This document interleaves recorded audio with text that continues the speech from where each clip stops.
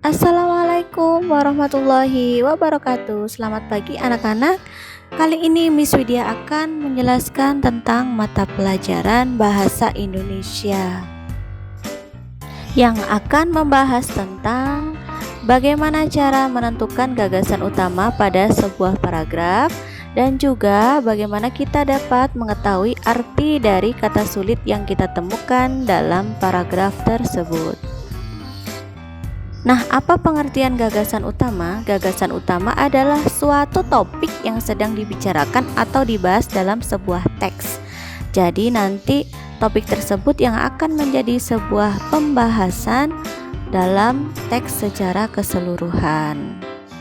Tapi kalian perlu ingat bahwa gagasan utama juga disebut dengan gagasan pokok, pikiran utama, atau pokok pikiran.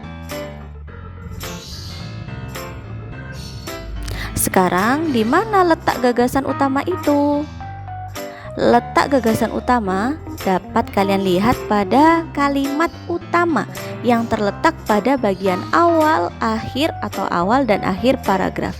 Jadi, gagasan utama dan kalimat utama itu berbeda ya.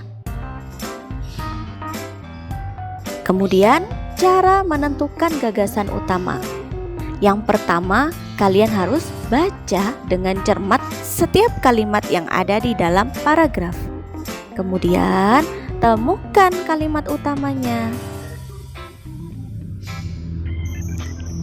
Kalimat utama itu sendiri apa sih? Kalimat utama adalah kalimat yang berisi pokok pikiran atau ide pokok sebagai dasar pengembangan paragraf. Jadi nanti kalimat utama itu didukung oleh kalimat penjelas sebagai bahan pengembangannya. Sebagai bahan pengembangan dari topik yang dibicarakan. Ciri-ciri kalimat utama itu apa saja? Yang pertama yaitu mengandung topik permasalahan yang dapat dijabarkan. Yang kedua, kalimatnya berupa kalimat lengkap yang dapat berdiri sendiri, hingga memiliki arti yang jelas tanpa dihubungkan dengan kalimat yang lainnya. Yang ketiga, biasanya terletak pada awal paragraf, tapi jika di akhir paragraf biasanya menggunakan kata-kata sebagai kesimpulan. Jadi, dengan demikian dan lain sebagainya. Kemudian saatnya kita belajar untuk mengartikan kata sulit. Kata sulit ini biasanya kalian temukan ketika membaca sebuah paragraf bacaan.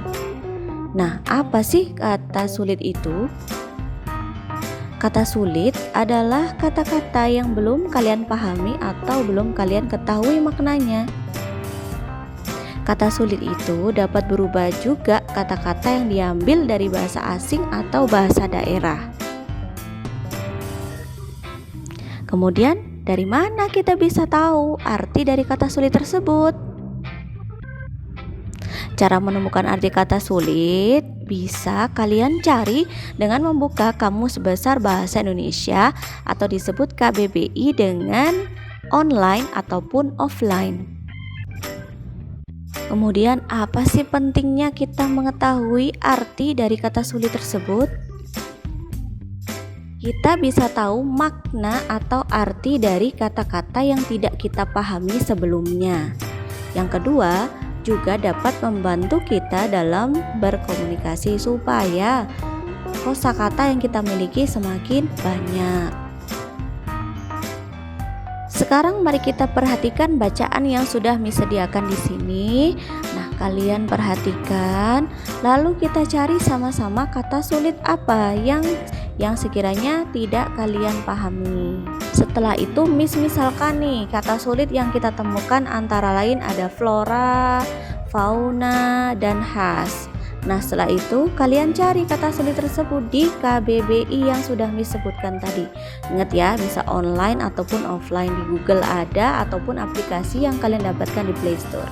Nah, kita dapatkan arti dari kata flora adalah jenis tumbuhan, fauna adalah segala jenis hewan, dan khas yang artinya khusus atau istimewa.